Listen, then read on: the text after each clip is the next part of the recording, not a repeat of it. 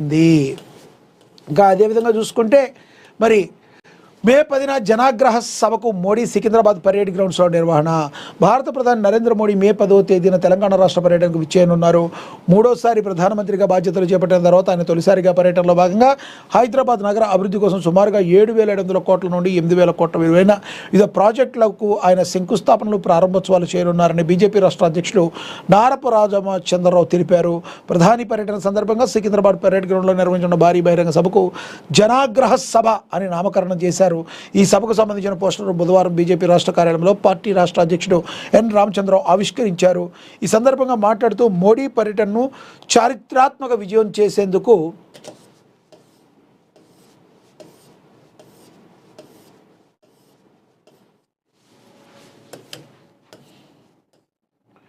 యంత్రాంగం శక్తివంచన లేకుండా కృషి చేస్తుందని ఈ సందర్భంగా నేతలు ప్రకటించారు. తెలంగాణలో మార్పులకు సంకేతం బీఆర్ఎస్ పార్టీ తెలంగాణ ప్రజల ఆశలను ఒమ్ము చేసిందని రామచంద్రరావు ధ్వజమెత్తారు. 10 ఏళ్ల పాలనలో కేవలం కుటుంబ ప్రయోజనాలకే ఆ పార్టీ ప్రాధాన్యత ఇచ్చిందన్నారు. ఇక మహిళా రిజర్వేషన్లు ముఖ్యంగా మరి డబుల్ ఇంజన్ సర్కార్ వైపు మొగ్గు చూపుతుందని విశ్లేషించారు. మేధావులు మహిళలు ముఖ్యంగా జన్జెట్ యువత బీజేపీ సిద్ధాంతాలకు ఆకర్షితులయ్యారని సగర్వంగా ప్రకటించారు.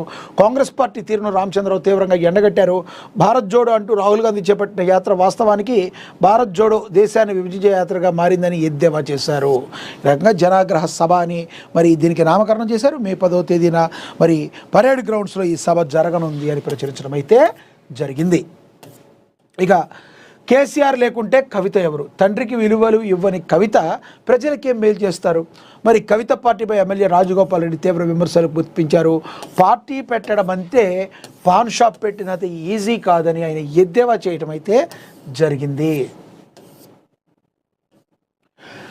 ఇక మాజీ ఎమ్మెల్సీ కల్వకుంట్ల కవితపై మునుగోడు ఎమ్మెల్యే కోమటిరెడ్డి రాజగోపాల్ రెడ్డి తీవ్ర విమర్శలు చేశారు. డబ్బులున్నాయని పార్టీ పెట్టడం అంటే పాన్ షాప్ పెట్టినంత సులువైపోయిందని ఆయన ఎద్దేవా చేశారు. కవిత నూతనంగా ప్రారంభించిన పార్టీ వల్ల ఎటువంటి ఉపయోగం ఉండదని, ఆమెతో ఊదు కాలదు పీరు లేవదు అంటూ ఘాటు వ్యాఖ్యలు చేశారు.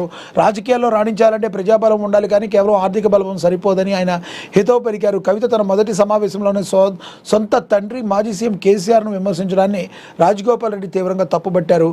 ఉద్యమకారుడిగా పేరు తెచ్చుకున్న కేసీఆర్ను ఆయన బిడ్డ విమర్శించడం తనను బాధించిందని, తండ్రికి విలువ ఇవ్వని వ్యక్తి ప్రజలకు ఏ విధంగా సేవ చేస్తుందని ప్రశ్నించారు. తన అన్న కేటీఆర్ మీద ఉన్న వ్యక్తిగత కోపాన్ని తండ్రి మీద చూపించడం సరైన పద్ధతి కాదని, బీఆర్ఎస్ పేరుతో పార్టీ పెట్టి కేసీఆర్ను టీఆర్ఎస్ పేరుతో పార్టీ పెట్టి కేసీఆర్ను విమర్శించడం హాస్యాస్పదమని రాజగోపాల్ రెడ్డి పేర్కొన్నారు. కవితకు కేవలం ఉద్యమకారుడి బిడ్డగానే గుర్తింపు ఉందని, అంతకు మించి ఆమెకు వ్యక్తిగత చరిష్మానే లేదని రాజగోపాల్ రెడ్డి స్పష్టం చేశారు. ఆమె పార్టీ పెట్టడం పక్కన పెడితే రాబోయే ఎన్నికల్లో పోటీ చేస్తే కనీసం డిపాజిట్లు కూడా రాదని ఆయన జోస్యం చెప్పారు. అలాగే ఢిల్లీ మధ్య కుంభకోణం కేసు ప్రస్తావిస్తూ ఆ కేసులో ఆమెకు ఇంకా క్లీన్ చిట్ రాలేదని, చట్టం తన పని తాను చేసుకుపోతుందని మరి ఆయన గుర్తు చేశారు. ఇక మంత్రి పదవి ఇస్తే న్యాయం చేస్తాం. మంత్రి పదవిపై ప్రస్తావించిన రాజగోపాల్ రెడ్డి పార్టీ అధిష్టానం తనకు ముందే హామీ ఇచ్చిందని పునరుద్ఘాటించారు.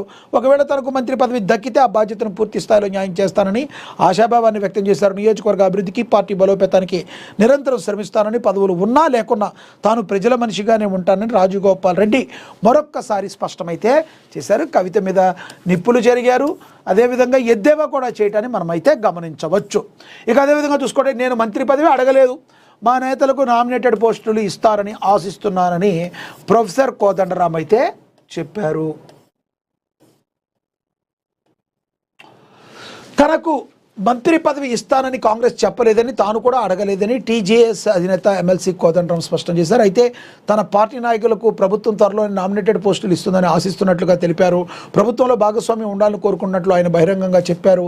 కేసీఆర్ హయాంలో ప్రజలు మరియు నాయకులు ఒక రకమైన భయం నీడలో బతికారని ఆయన ఆరోపించారు. ఫోన్ ట్యాపింగ్ వంటి అంశాలను పరోక్షంగా ప్రస్తావిస్తూ ఇంట్లో ఫోన్ పెట్టి జాగ్రత్తగా రమ్మనే పరిస్థితి ఉండేదని వ్యాఖ్యానించారు.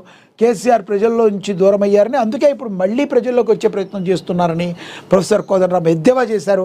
ఇక కవిత కొత్త పార్టీ పెట్టిన నేపథ్యంలో స్పందిస్తూ ఆమె తన మాటల ద్వారా కుటుంబంలో లోపాలు బయటపెడుతున్నారని, పార్టీ అంటే కేవలం కుటుంబమేనని ఆమె చర్యలు నిరూపిస్తున్నాయని విమర్శించారు. తాము కేవలం ఎన్నికల కోసం కాకుండా మార్పు కోసం పార్టీ నడుపుతున్నామని, అయితే అన్ని ఎన్నికలకు దూరంగా ఉండలేమని చెప్పారు. రాబోయే ఎన్నికల్లో బహుశా మున్సిపల్ లేదా జిహెచ్ఎంసీ ఖచ్చితంగా పోటీ చేస్తామని, ముందుగానే నియోజకవర్గాలను ఎంచుకుని పనిచేస్తామని ప్రకటించారు ప్రొఫెసర్ కోదండరామ్. ఇక అదేవిధంగా చూసుకుంటే తెలంగాణలో చమురు కొరత లేదు, రికార్డు స్థాయిలో పెట్రోల్ సరఫరా, సోషల్ మీడియా పుకార్లను నమ్మవద్దని మరి కేంద్ర మంత్రి కిషన్ రెడ్డి తెలియజేశారు.